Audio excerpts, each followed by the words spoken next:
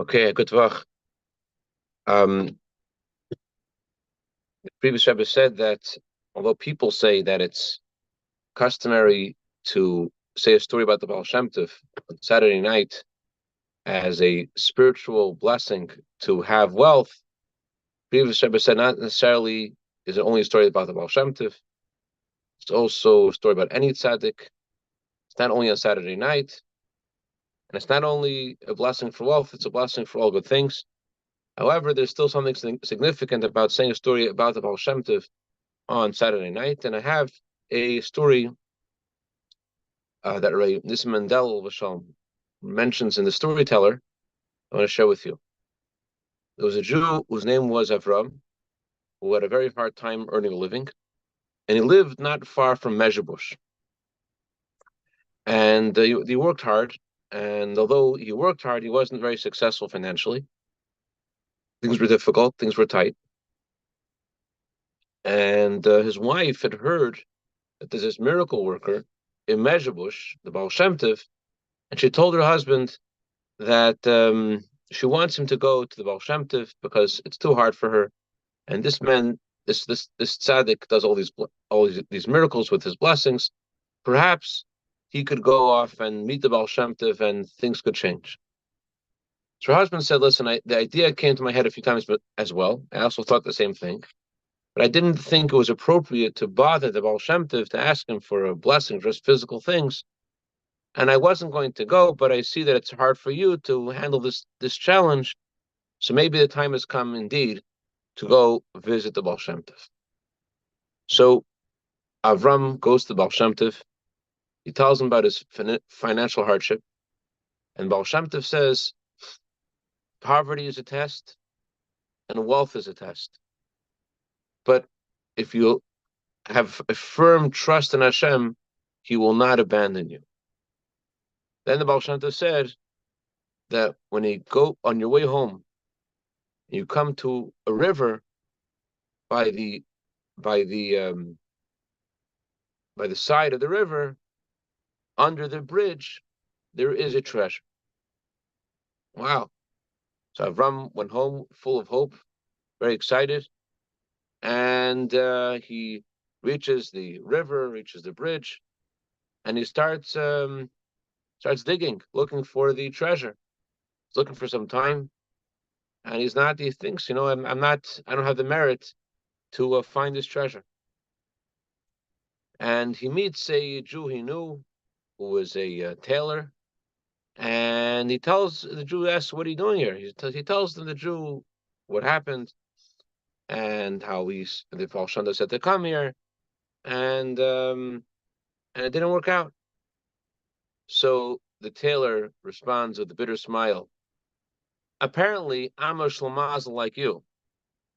I had the dream last night that I met a elderly man, and he told me that in this city, at the end of the street, there is a Jew who's poor, lives with his wife, and a lot of children, and he doesn't even know that in his own house, under the oven, there is a treasure. Maybe you can solve my dream, the tailor tells Avram. Avram doesn't answer anything. He says, "Have a good day." He goes home, and in his ears are clinging the words of this man, and he is very excited, goes home, and he looks under his oven, he searches under his oven, and lo and behold, he finds a treasure under the oven. And he was very excited, and he shared this with his wife, and they're very excited to see the blessing of Baal Shem to be fulfilled.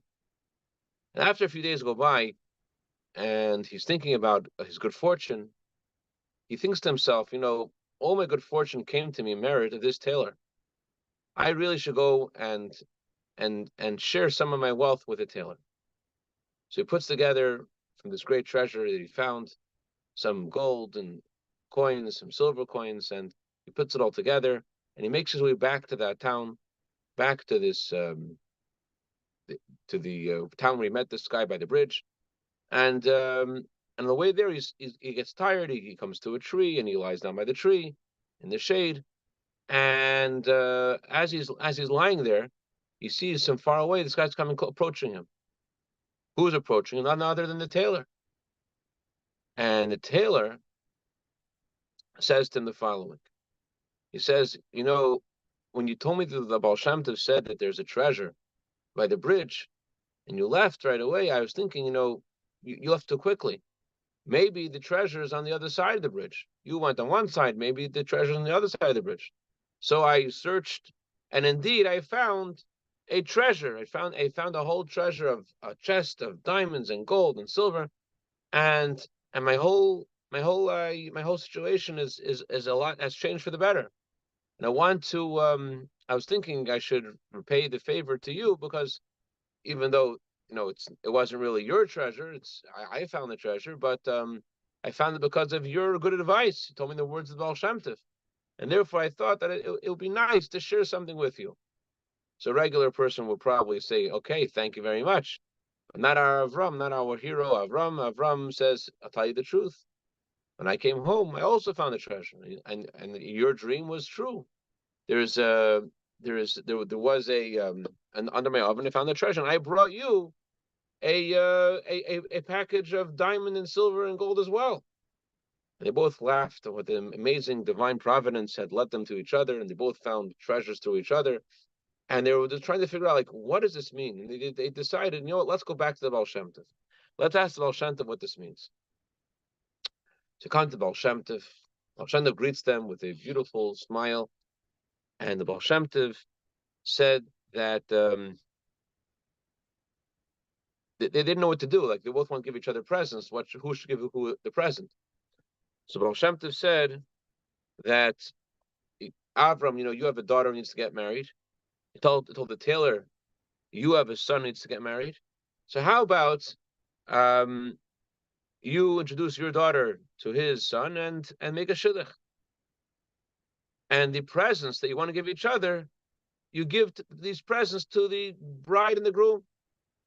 They both agreed with this shidduch, and the Baal Shem Tov wished them a mazel tov.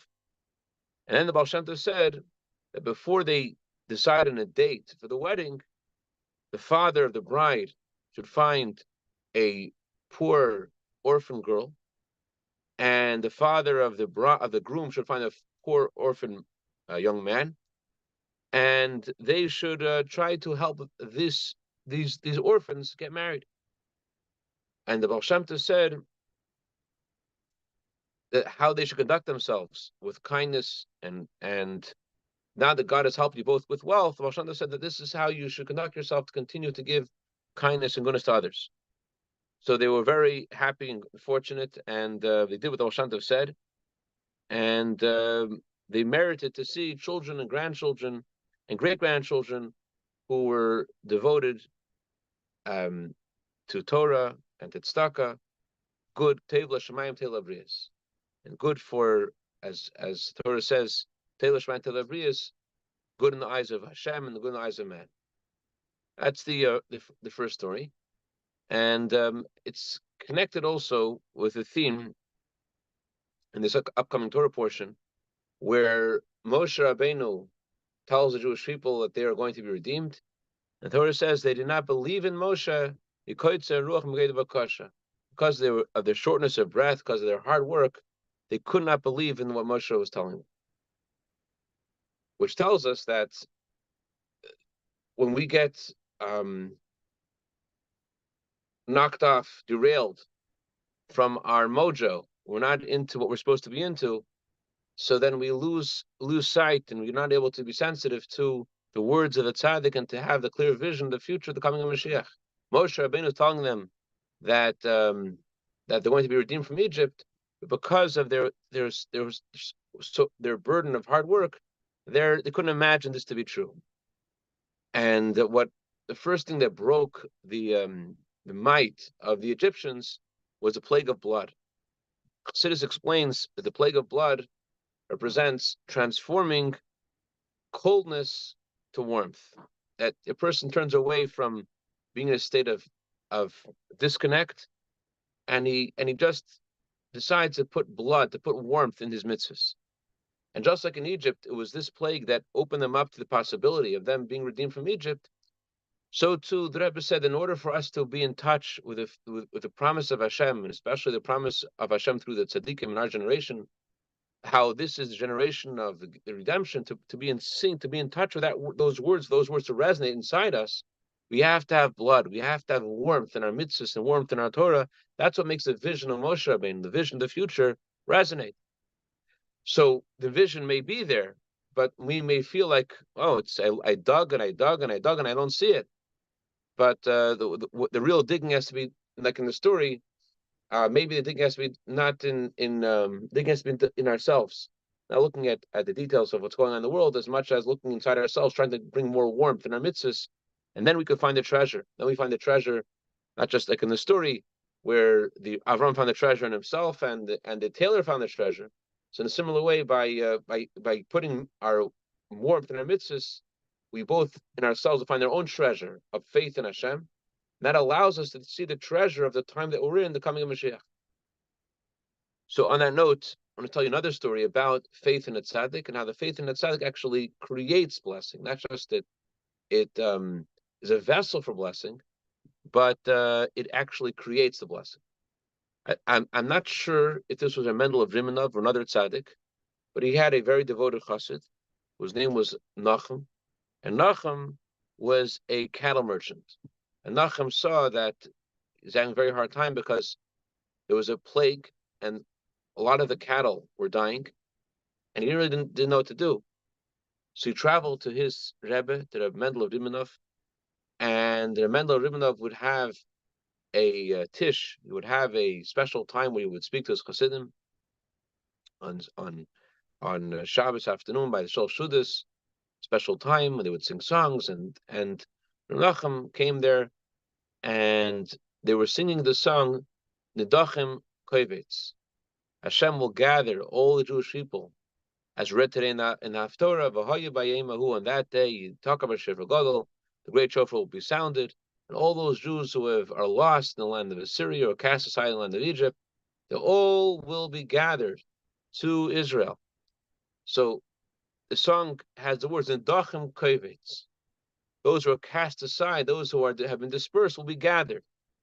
But Nachum, he hears the words differently. He hears the words as Nachum Kovetz. Instead of Nidachim Kovetz, he hears his Rebbe saying Nachum Kovetz. Nachum, go buy some wheat. Well, go buy some wheat. Okay, I guess I should go buy some wheat. So he stops his whole investment in the cattle industry, and he begins investing in wheat. And lo and behold, he's successful. He shares his success with the Mendel of Rimanov, and Mendel says to listen, all the gates of heaven were blocked. I couldn't do anything for you. I saw your predicament. I saw your plight, but it was your pure faith in the words that you thought I said, even though I didn't say them, that brought this blessing, that opened the door. In sync with this, one more story about the Baal Shem Tov. The Baal Shem Tov is famous for teaching us that everything that happens in the world is by divine providence. And the Baal Shem Tov students were leaving the Baal Shem Tov, and it was a winter day, and they saw a lot of non-Jews carrying a frozen Christian symbol. And they were shocked because Baal Shem Tov said, everything you see is a message from Hashem. What message could this possibly have for them? And they came to the Baal Shem Tov, they asked the Baal Shem Tov, what does this mean? The Baal Shem Tov said that between being frigid and denying Hashem completely, there's a very fine line. You could deny Hashem completely and just being cold. It's very similar. Completely disassociating ourselves with a belief in Hashem, completely being disenfranchised with all that the Torah has to tell us is very close to just being cold to it, being frigid to our mitzvahs, to our Torah, to the words of Hashem through the tzaddikim. Being cold to those words is something that is very close to abandoning Judaism completely and the Christian symbol that they saw. That's the message of the frozen Christian symbol. If you're frozen, then idol worship isn't that far off.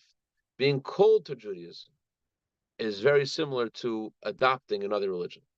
But conversely, you'll see from this as well that being warm to our Yiddishkeit, putting passion and warmth in our mitzvahs, that's what opens us up to hear the words of Moshe Rabbeinu. Moshe Rabbeinu of our time was told us in very clear words that this is the last generation of the exile, this is the first generation of redemption, and we need to hold on strong because it's about to happen.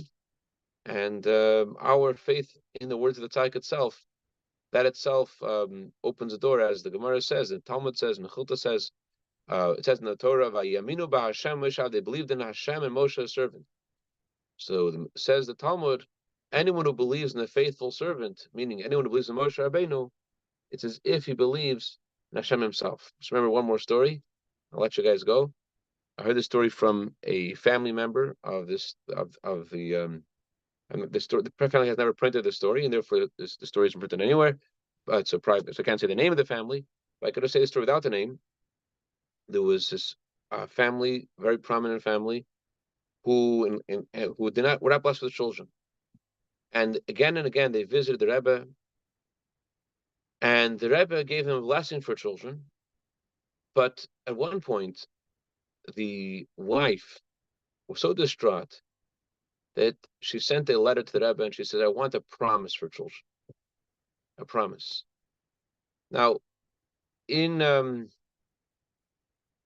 I don't know how these things work. Of course, these are things in the purview of tzaddikim, but there are different styles of various tzaddikim. And the Rebbe wrote back, "Heruf mit the shtick. You don't need to do this Polish shtick. Shtick is a word that means gimmick. You don't need to use you don't need to use a gimmick. I gave you, in other words, I gave you a blessing and I meant it, and it's going to work. Just trust me. Trust the blessing. Don't. In other words, I guess what this means is like you think as among other Hasidic groups, there's a certain kind of attitude of like trying to persuade the tzaddik using some gimmick to inspire the tzaddik, something that the chassid must do to make things happen. But the Rebbe expected more from this woman and her husband. It was said, you don't need to hear from me. In other words, that I'm promising you. The fact that I gave you this blessing itself, in other words, my words, that itself should be enough. Just have the faith, and you will see, as they did, Baruch Hashem, the fulfillment of his blessings, and they were blessed with the child. So we'd have her ufam the pelish shtick. You don't need to use any gimmicks. Just have simple faith in the words of the tzaddik, and we will see it happen. The gashmis in this physical world, the victory of Am Yisrael, victory of the Jewish people, coming Mashiach, take me mamish. L'chaim, l'chaim, a good tevach and a freilich tevach.